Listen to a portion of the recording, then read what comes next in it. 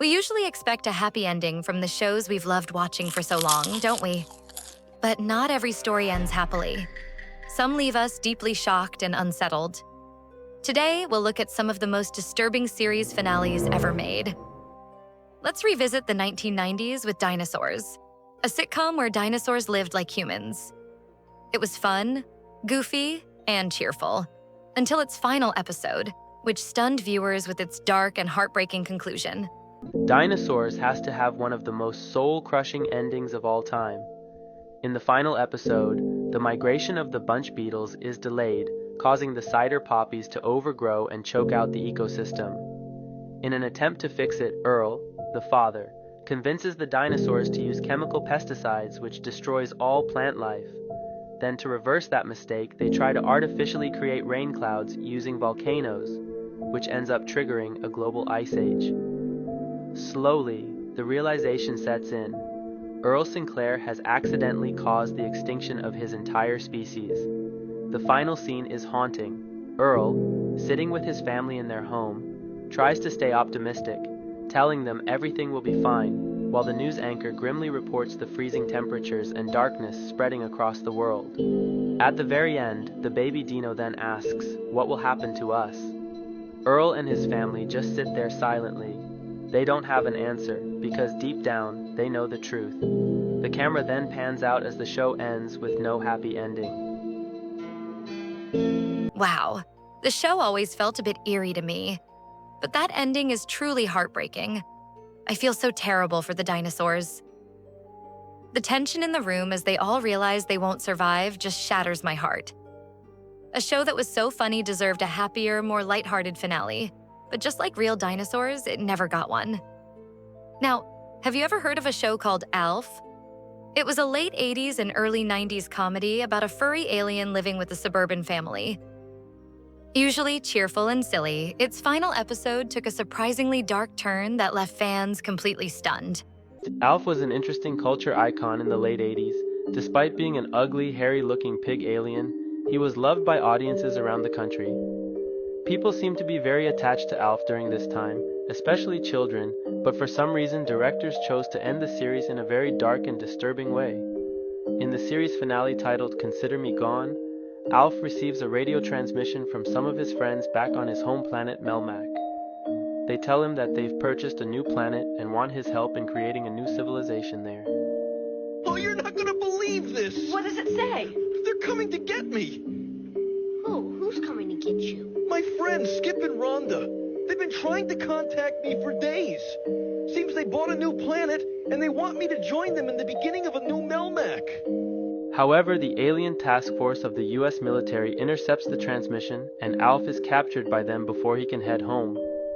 From the very first episode, the alien task force made their intentions very clear with plans to burn, freeze, electrocute, poison, physically torture, and dissect him.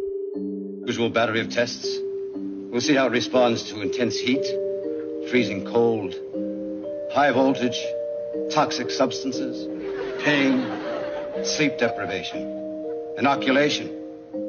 That's needles. And of course, dissection. The show ends with them capturing Alf and finally doing all that to him, leaving it up to the audience to decide on Alf's fate. ALF was always meant to be funny and family-friendly, but that ending lands in a completely different way. Instead of being rescued, he's captured, leaving you with an unsettling emptiness, as if his story never got the closure it deserved. It feels almost cruel for such a goofy, lighthearted show, and it makes you wonder what the government might have done to poor ALF afterward. Little Einsteins was a cheerful children's show designed to teach music and creativity. It was one of my favorites growing up, but the theories and rumors about how it supposedly ended make it far creepier than anyone would ever expect. The sad ending of The Little Einsteins. Airing on Disney in 2005 and ending on December 22nd in 2009, The Little Einsteins were a group of kids ranging from the ages of 5 to 7 years old, with their names being Annie, Quincy, Leo, and Jude. And using their smartness and their voices, they would go around saving the day. But eventually that would all come to an end, because one day Quincy's enjoying his day outside, and decided to drive the ship that they always drove around by himself. And getting off the ground into the sky was the easiest part, but eventually Quincy would lose control when a massive jet would come by, not seeing him, setting him off balance, making him crash. Later that day, Leo would get the news and find out that Quincy had died in a plane crash, and it took him a lot, but he had to tell everybody. When Leo told everybody, they couldn't believe it. All they could think about was going on missions wasn't going to be the same without Quincy. Next episode, they would replace him with another animal, do a memorial where his kind is from. Thinking about little Einsteins having a dark theory or creepy ending completely changes how you see it. A show made to teach kids about music and art suddenly feels unsettling, as if something darker lurks beneath all that cheerful energy. It's strange how an innocent series can feel twisted once you imagine what might have happened to its characters in the end. Now, let's talk about Camp Lazlo. It was a silly Cartoon Network series following a group of campers and their wacky adventures. But its finale left fans stunned with an ending no one saw coming. That's him, officer! That's the bad moose who locked me in the closet all summer and stole my job as scoutmaster. He fooled all of you. He's an imposter, a fake, and worse, he is no scoutmaster of Camp Kidney!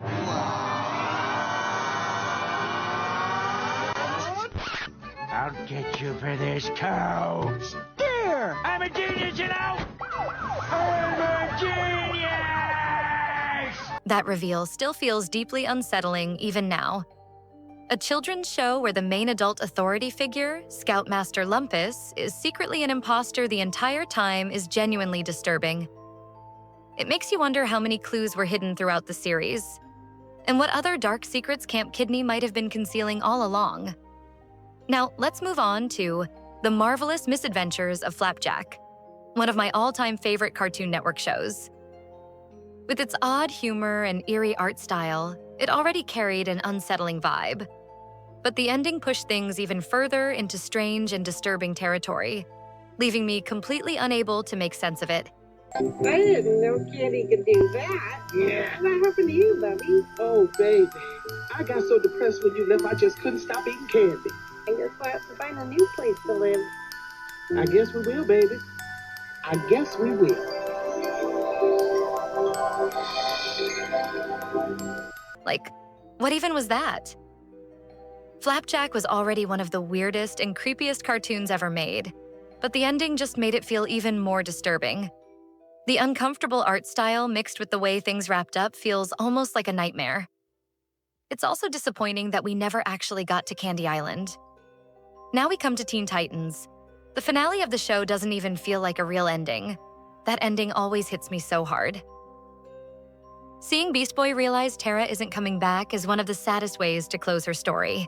Why the Teen Titans ending is so sad and could possibly make you cry. Now, if you grew up with the Teen Titans, you probably remember Tara, but I'll give you a brief backstory.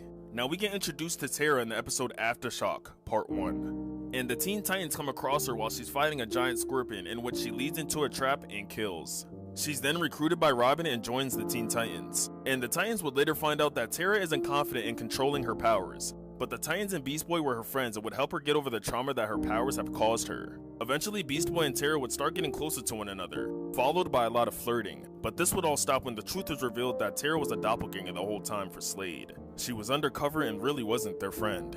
But turns out Tara was being manipulated the whole time by Slade. And when she tried to confront him, she realized she was being controlled by him and couldn't overpower him. Fast forward, Beast Boy finds Slade's hideout and attempts to save Tara. But sadly, Tara's still under the control of Slade, hence why one of her eyes are covered, just like Slade's. Eventually, it gets to the point where Tara is about to kill Beast Boy, and eventually Tara takes back control of herself. Tara overpowering the control Slade had on her results into Slade seemingly getting knocked off a cliff, with his mask floating in the lava. But it's later foreshadowed in another episode that Slade actually survived this, when Robin finds his mask. After quote-unquote defeating Slade, Beast Boy goes up to Tara, and tells her we have to leave because the volcano's about to erupt. But Tara, knowing that the volcano will destroy the whole city, has to stay, as she's the only one that can stop it. So she cries and hugs Beast Boy for the last time, and told him, "You're the best friend I ever had," and soon sacrificed herself.